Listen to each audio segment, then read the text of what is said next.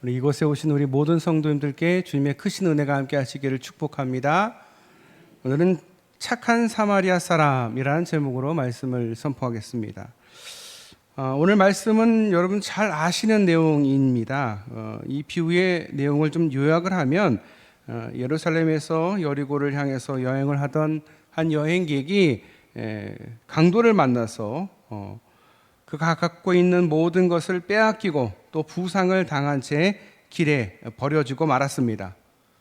그대로 두면 목숨까지도 위험한 지경에 이르렀습니다.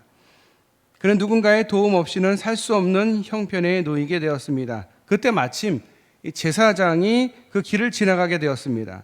제사장은 길을 가다가 그를 보았지만 그냥 지나쳐 버렸습니다. 이후에 레위 사람도 길을 가다가 그 사람을 보았지만 부상당한 그 사람을 보았지만 그 역시 지나쳐 버리고 말았습니다. 이후에 사마리아 사람이 그곳을 지나가다가 이 강도 만난 부상을 당하여서 죽어가고 있는 사람을 보게 되었습니다. 사마리아 사람은 그 사람을 그냥 내버려 두지 않고 부상당한 사람을 돌보아 주었습니다. 그뿐 아니라 자신의 짐승에 태워 여관에 두고 자기가 다시 돌아올 때에 혹시 부족한 것까지 자기가 다 치르겠다라고 이야기를 합니다. 오늘 이 비유의 배경은 무엇보다도 한 율법학자가 예수님을 향한 질문에서 그 질문을 답변하는 형식으로 질문과 답변이 기록되어 있는 부분입니다. 그의 질문의 내용은 무엇을 하여야 영원한 생명, 진정한 생명을 얻을 수 있습니까? 라는 질문입니다. 이 질문은 율법학자가 예수님에게 질문한 이 내용은 이미 율법학자와 당시 모든 그 유대 교인들 모든 이들에게 익숙한 내용일 뿐만 아니라 그에 대한 대답도 다 알고 있는 그런 내용입니다. 그럼에도 불구하고 이런 질문을 예수님께 한 것은 예수님을 곤경에 빠뜨리려고 하는 목적이 있었습니다. 모든 사람이 다 알고 있는 질문과 답변에 대해서 예수님께서 똑같은 답변을 한다면 예수님의 가르침이 새로울 것이 하나도 없다라고 이야기할 수가 있습니다. 그런데 다른 대답을 하면 이 예수님의 가르침은 이단적인 가르침이 되고 말 것이기에 예수님을 공격하기 위한 빌미로 사용할 수 있기 때문에 이 질문을 예수님께로 하여금 어려움에 처할 수 있게 하는 질문이었다라는 것입니다. 이 공경을 예수님은 어떻게 빠져나갈 수 있었을 것인가? 또 이런 질문을 통해서 자신의 가르침을 어떻게 주님은 펼치고 있는 것일까? 오늘 비유의 말씀을 우리 함께 보도록 하겠습니다. 오늘 이 비유의 핵심적인 의미는 첫 번째, 알을 넘어서는 행함. 알을 넘어서는 행함. 예수님은 율법학자의 질문에 대해서 답을 합니다. 율법에 무엇이라고 기록되어 있느냐? 너는 그것을 어떻게 읽고 있느냐?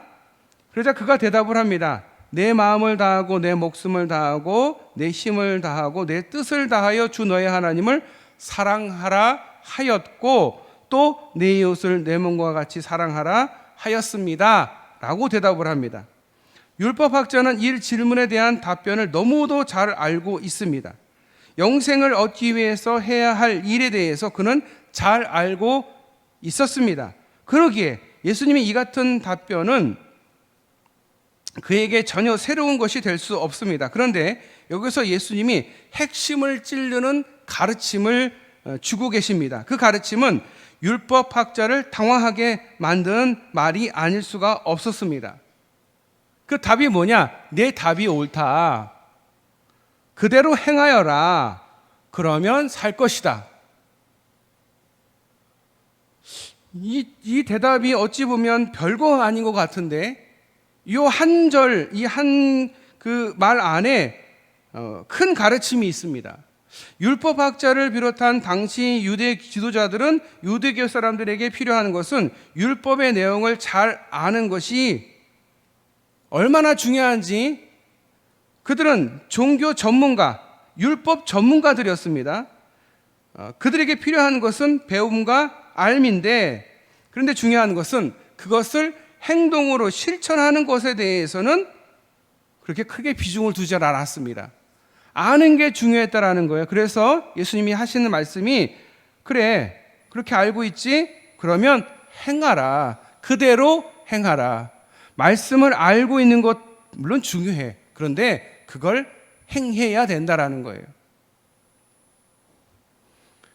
율법의 중심적인 생각이었던 내 마음과 목숨과 힘 그리고 뜻을 다하여 주 하나님을 사랑하는 것과 내 이웃을 내 몸과 같이 사랑하라를 알고는 있었지만 행하지 않고 있었다는 데에 문제의 핵심이 있었다는 겁니다. 문제는 알미 아니라 행함입니다. 누구든지 다 알고 있습니다. 그런데 누가 그것을 알고 끝나는 것이 아니라 그 알미에서 어떻게 행하느냐.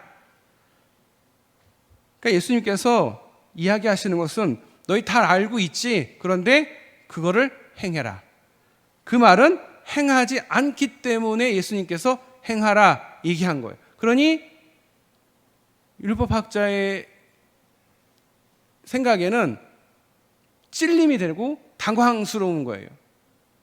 알미 중요하다 생각해서 막 진짜 하루 종일 그것을 알기 위해서 공부하고 그것을 알기 위해서 애쓰고 율법을 위해서 애썼던 그들이 행함이 없다라는 것을 주님께서 얘기하시니까 당황한 거예요. 우리의 삶에 있어서도 알미 부족해서 문제가 발생하고 있다라고 생각하고 계십니까? 오늘 우리에게 알미 모자라서 우리 삶에서 하나님 나라를 이루지 못하고 있다고 생각하고 계십니까? 그건 잘못된 생각입니다. 오늘 우리에게 진정으로 부족한 것은 알미 아니라 행함입니다. 행함. 행함이야말로 우리로 하여금 진정한 하나님의 사람으로 살아가게 만드는 것입니다. 아는 것은 누구든지 다 알고 있어요. 사랑하라. 사랑을 실천하라. 아는 건 중요한 게 아니에요. 그거를 얼마큼 행하고 있느냐. 알을 자랑하던 율법학자, 그래서 이 질문을 통해서 예수님의 암도 자신의 암과 별 차이가 없을 거라고 확인하고 싶었던 그의 마음이었지만 예수님이 이 같은 질문, 이 같은 이야기에 당황을 합니다. 예수님의 이 같은 답변은 율법학자의 그 질문의 그 의도를 무너뜨리면서 일대 반전을 가져오게 되었습니다. 어쩌면 우리들도 율법학자와 마찬가지로 그런 모습을 가지고 있는 것은 아닌지 생각해 볼 필요가 있습니다. 신앙생활한다라고 하면서 열심히 말씀을 보고 말씀을 외우고 말씀을 깊이 묵상하는 것은 좋은데 거기서 그 알므로 끝나는 것이 신앙이 아니라 그 신앙이 내 삶에서 이루어지는 것. 주일날 말씀을 듣고 나머지 월화수목 금토 그 말씀을 어떻게 실천하느냐가 사실은 더 중요한 것입니다. 주일만 나와서 말씀을 듣는다고 우리가 신앙이 성장하는 게 결코 아닙니다. 하나님이 보시는 것은 그 말씀을 듣고 내 삶 속에서 어떻게 살아가고 있느냐. 여러분이 서 있는 그 자리는 하나님이 보내주신 자리예요. 하나님이 여러분에게 맡겨주신 자리예요. 여러분의 가정, 여러분의 일터, 여러분의 학교, 여러분의 직장은 하나님께서 여러분에게 맡겨주신 곳이에요. 여러분을 보내신 것이에요. 거기다가 왜? 말씀대로 실천할 수 있는 곳을 만들어 주신 거예요. 말씀을 아무리 많이 안들 내가 삶에서 그 말씀과 내 삶이 괴리감이 생겨서 교회에서는 성스러운 것 같고 믿음이 좋은 것 같고 경건한 것 같지만 실제로 나머지 월화수목금토는 그렇지 않은 삶을 사는 사람이 태반이라는 거예요. 한국 교회가 뭐가 문제냐면 다른 게 문제가 아니에요. 교회에서는 정말 착실하게 열심히 찬양하고 예배 드리는데 세상에서는 세상 사람하고 똑같이 사는 거예요. 그래서 손가락질하는 거예요. 아니, 교인들이 그 세상 사람만도 못한 거예요. 여러분, 뉴스에 누가 이렇게 사고가 나면 도와주는 게 막 뉴스에 나오잖아요. 그 얘기는 뭐예요? 아무도 안 도와주니까 누굴 도와주는 게 뉴스로 나올 정도가 되는 거예요. 사랑을 실천하는 삶을 살아야 되는데 그 수많은 사람 중에서 그리스도인이 없겠어요? 있겠죠. 있는데 도와주는 사람이 없다라는 거예요. 사랑을 실천하는 사람이 없다라는 거예요. 그래서 뉴스에 나올 정도로 사람을 도우면 어찌 보면 그게 당연한 건데 그게 뉴스에 나올 정도라는 거죠. 우리의 신앙은 알므로 끝나는 것이 아닙니다. 우리가 부족한 것은 알미 아니라 행함이 부족한 것입니다. 행함이야말로 진정한 하나님의 사람으로서 사랑하는 것입니다. 알을 자랑하던 율법학자가 이제 이 질문을 통해서 예수님의 알과 자신의 알의 그 차이가 없음을 확인하고 싶었던 그는 예수님의 질문에 답변에 당황하게 된 것입니다. 어쩌면 우리도 율법학자와 마찬가지일 수 있다는 것입니다. 교회 생활을 하는데 그래서 이 방면에서는 전문가인데 말씀을 잘 알고 있는데 그런데 그 믿음대로 내가 알고 그렇게 살아가고 있느냐. 주님께서 우리를 향해서 하시는 말씀은 그대로 행하여라 그리하면 살 것이다. 그대로 행하지 않으면 너는 죽을 것이다. 영생을 얻지 못할 것이다. 라고 주님은 이야기하고 계신 거예요. 자, 두 번째는 측은한 마음의 눈으로 보아야 됩니다. 예수님은 이 같은 반전을 가져오는 답변에도 불구하고 율법학자는 계속해서 묻습니다. 그러면 누가 나의 이웃입니까? 누가 내가 사랑해야 할 대상입니까? 라고 묻는 거예요. 그러자 답변하는 게 바로 오늘의 비유입니다. 어쩌면 율법학자에게 있어서 율법의 최대의 명령인 이웃사랑을 행하지 못하는 이유는 무엇일까요? 그것은 오늘의 비유에서 보게 됩니다. 율법학자에게 사랑할 만한 이웃이 보이지 않았던 것입니다. 보이지가 않는 거예요. 이웃이 내 눈에 들어오지 않는다는 사실, 그로 하여금 이웃을 자신의 몸같이 사랑하지 못하게 만들었던 것입니다. 누군가가 이렇게 다칩니다. 어려움에 처합니다. 도와주는 게 당연합니다. 그런데 그러지를 못하는 거예요. 왜? 관심이 없어서 그래요. 여러분, 관심이 없으면 안 보여요. 예를 들어서 제가 고1 때 수치심을 놨어요. 그래서 반에 있는 친구들, 학교에 있는 친구들, 손목을 다치거나 발목을 다치거나 운동에서 다치던 친구들, 목이 뻐근한 친구들 수치심 나서 많이 고쳐줬어요. 그러니까 얼마나 이게 침 놓는 게 재밌는지 몰라요. 그래서 저는 한의대를 가야 되겠다 이게 생각이 들었어요. 친구들도 너 한의대 가 막 이렇게 친구들이 주변에서 얘기를 해줬어요. 그러니까 평상시 다니던 길인데 한의원밖에 안 보여요. 옛날에 안 보이던 한의원이 보여요. 아, 여기 한의원이 있었네? 자, 그러다가 제가 고2 말쯤에 이주만 목사님한테 기도를 받으러 갔는데 너는 목사가 돼야 돼. 저희 부모님 보고 얘는 목사가 될 사람인데 왜 그동안 나한테 안 데리고 왔어? 막 이렇게 호통을 치시면서 그 다음부터는 이제 목사가 돼야 되니까 신학교 갈 생각만 하고 목사가 어떻게 해야 되는지 그러니까 보통 다니던 길에 있던 교회가 보이기 시작하는 거예요. 안 보이던 교회가 자꾸 보이는 거예요. 한의원은 이제 안 보여요. 교회만 보이더라고요. 관심을 가지면 보여요. 그런데 관심을 안 가지면 안 보여요. 여러분, 참 신기하지 않습니까? 율법학자가 왜 이웃을 발견하지 못했을까? 왜 사랑을 실천하지 못했을까? 관심이 없으니까 보이지가 않는 거예요. 자, 오늘 비유에 등장하는 제사장, 레위 사람, 사마리아 사람 모두 강도를 만났고 부상당한 것을 봤단 말이에요. 봤는데 두 눈으로 보게 되었는데 제사장과 레위 사람은 그냥 지나쳤어요. 왜 지나쳤을까? 봤는데 많은 사람들이 그것을 보고 이렇게 얘기해요. 혹시라도 죽은 사람일지 몰라서 제사장이나 레위 사람이 그 사람을 만지면 부정을 타니까 부정을 타면 성전에 못 들어가거든요. 성전에 일을 하는 제사장과 레위 사람 측면에서는 부상당한 사람이 죽었을 경우가 있기 때문에 죽은 사람을 혹이라도 만지면 큰일이 생기는 거잖아요. 그러니 그냥 지나갔다가 보통 해석하는 내용인데 저는 좀 다르게 생각을 해봤어요. 정말 그들이 그 사람을 봤다면 불쌍한 마음이 들어서 어떻게 하든지 도와주고 싶은 마음이 들었을 것 같은데 왜 보고도 그냥 지나쳤을까? 솔직히 보지 못한 거예요. 안 보이는 거예요. 그냥 쓱 지나간 거예요. 그냥 지나가면 나무도 있고 산도 있고 돌도 있고 바위도 있잖아요. 그냥 본 거예요. 그냥 보고 지나간 거예요.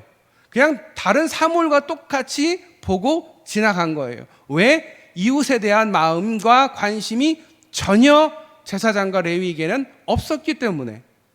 하나님을 사랑하고 하나님의 성전을 사랑하고 그 일에는 열심일지 모르지만 이웃에 대한 마음과 관심은 전혀 없기 때문에 봤다라고 되어 있지만 본 게 아닌 거죠. 보이지 않는 거죠. 보이지 않으니까 사랑을 할 수가 없는 거예요. 내 이웃을 내 몸과 같이 사랑해야 될 존재가 없으니까, 보이지 않으니까 사랑하지를 못하게 된 거죠. 그런데 여러분, 이게 우리의 이야기입니다. 남의 이야기가 아닙니다. 우리가 슬픔 당한 사람, 어려운 사람, 고생하는 사람, 위로가 필요한 사람이 보입니까? 보이면 다행인데요, 보이지가 않은 거예요. 요즘 시대가 무슨 시대예요? 무관심의 시대예요. 관심이 없어요. 제가 아까 말씀드렸잖아요. 어떤 사람이 다쳤는데 사람들이 막 몰려 들어가서 그 사람을 막 도와줘요. 그게 뉴스에 나와요. 아니, 그게 당연한 거거든요. 누가 이렇게 어려움을 당하고 그러면 측은한 마음, 불쌍한 마음이 들어서 얼른 가서 그를 돕는 게 당연한데, 이 시대가 무관심한 시대인 거예요. 얼마나 무관심한지 남을 돕는 게 뉴스에 나올 정도인 거예요. 너무도 당연한 일인데.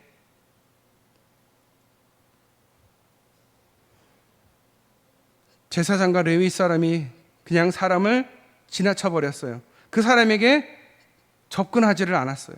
그런데 사마리아 사람 혼자만 쓰러져 있는 사람을 돕습니다. 무슨 일이 발생하고 있는 것일까? 오늘 이 비유는 그 비유를 다음과 같이 설명하고 있습니다. 이 비유가 묘사하고 있는 세 사람의 행동을 눈여겨보고자 합니다. 어떤 제사장이 그 길에 내려가다 그 사람을 보고 피하여 지나갔다. 이와 같이 레위 사람도 그곳에 이르러 그 사람을 보고 피하여 지나갔다. 그러나 어떤 사람, 사마리아 사람은 그 길을 가다 그 사람이 있는 곳에 이르러 그를 보고 치근한 마음이 들어서, 불쌍한 마음이 들어서 가까이 가서 그 상처를 올리브 기름과 포도주로 붓고 싸맨 다음에 자기 짐승에 태워서 여관에다가 데려다 주고 돌보도록 했다. 제사장과 레위인 그리고 사마리아 사람, 이 세 사람의 차이는 단 한 가지, 치근한 마음, 불쌍히 여기는 마음이 바로 차이입니다. 직분이 중요한 게 아니에요. 어떤 사람 됨됨이가 중요한 게 아니라 뭐가 차이가 있다고요? 불쌍히 여기는 마음, 측은히 여기는 마음이 있었다라는 것입니다. 제사장과 레위 사람은 측은한 마음이 없었습니다. 사람에 대한, 이웃에 대한 관심이 없었습니다. 그 마음의 부재가 그로 하여금 보고 피하고 지나가게 했습니다. 그러나 사마리아 사람은 쓰러져 있는 사람을 그의 눈으로 본 것이 아닙니다. 측은하게 여기는 마음, 불쌍하게 여기는 마음으로 그 사람을 본 것입니다. 측은히 여기는 마음의 봄이 그로 하여금 강도당한 사람의 이웃으로 보게 만들었고, 이웃 사랑을 행동으로 옮기게끔 하고 있습니다. 우리는 무엇을 보고 있습니까? 눈으로 보는 것이 진정한 봄이 아닙니까? 눈으로 보아야 됩니다. 측은한 마음으로, 그냥 눈으로만 보는 것이 아니라 측은한 마음으로 볼 수 있어야 됩니다. 그로 하여금 이웃을 보게 될 것입니다. 그 봄이 우리로 하여금 이웃을 내 몸과 같이 사랑하도록 만들 것입니다. 오늘 우리에게 부족한 것은 믿음의 지식이 아닙니다. 성경 공부 많이 하는 게 중요한 게 아닙니다. 중요한 것은 어찌 보면 우리는 지식이 차고 넘쳐요. 많이 알고 있어요. 오히려 우리에게 부족한 것은 이웃을 향한 동정의 마음, 불쌍히 여기는 마음, 아이고 참 안 됐어, 치근히 여기는 마음, 그 마음이 아닌가 생각해 봅니다. 그것이 없기에 오늘 우리의 이웃이 눈에 보이지 않고 따라서 이웃을 자신의 몸같이 사랑하라는 예수님의 명령을 제대로 지키지 못하고 있는 것입니다. 이처럼 오늘 비유는 우리로 하여금 측은히 여기는 마음으로 세상을 바라볼 수 있도록 촉구하고 있습니다. 제발 불쌍히 여겨라. 국률한 마음을 가져라. 많이 알고 많이 율법을 지키는 게 중요한 것이 아니라 국률한 마음, 불쌍히 여기는 마음, 측은한 마음으로 이웃을 보아라 라고 주님은 말씀하고 계십니다. 측은히 여기는 마음으로 이웃과 세상을 바라보면 지금까지 우리의 눈에 보이던 것과는 전혀 다른 것이 보이게 될 것입니다. 이러한 시각의 변화는 결국 우리를 하나님 나라로 인도해 줄 것입니다. 날마다 측은한 마음의 시각으로 인해서 바라보는 것이 변화되는 경험을 하는 저와 여러분 되시기를 축원합니다. 오늘 말씀의 결론은 예수님은 가서 너도 이와 같이 하여라는 말로 이 비유의 결론을 내리고 있습니다. 오늘 우리도 이와 같이 해야 됩니다. 이웃을 내 몸과 같이 여기고 그에게 사랑을 베푸게 될 때 우리는 비로소 진정한 생명, 영생을 얻게 될 줄 믿습니다. 그렇게 행할 때 우리 안에 이미 영원한 생명이 자라나게 될 것입니다. 우리 안에 자라나고 있는 영원한 생명, 진정한 생명, 그 영생 오래오래 사는 게 영생이 아닙니다. 진정한 생명, 하나님의 사람의 생명은 우리의 이웃을 향한 그 사람의 행위를 자양분으로 하여 성장하는 생명임을 명심하실 수 있기를 바랍니다. 우리 안에 자라고 있는 영원한 생명은 날마다 자라나야 합니다. 우리 안에 좋은 일을 시작한 그 예수의 생명이 예수가 오시는 그날까지 이웃을 향한 사랑, 이웃을 향한 측은한 마음을 바탕으로 자라날 수 있기를 주님의 이름으로 축원합니다. 기도하겠습니다. 하나님, 오늘 말씀을 보면서 또 큰 깨달음을 얻게 됩니다. 우리에게 주신 이 교훈을 잊지 않게 하여 주시옵소서.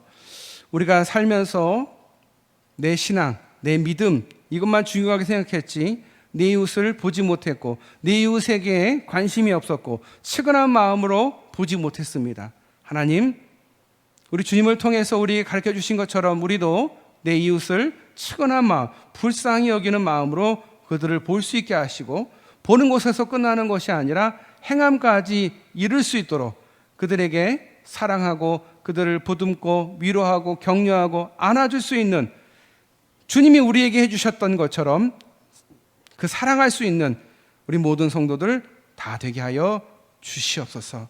그래서 그 사랑으로 인해서 우리가 하나님 나라에 더욱 가까이 가며 하나님을 진정으로 더욱 깊이 알 수 있도록 은혜를 더하여 주시옵소서. 측은한 마음을 더하여 주시옵소서. 우리를 구원하시고 우리를 사랑하신 예수님의 이름으로 기도드리옵나이다. 아멘.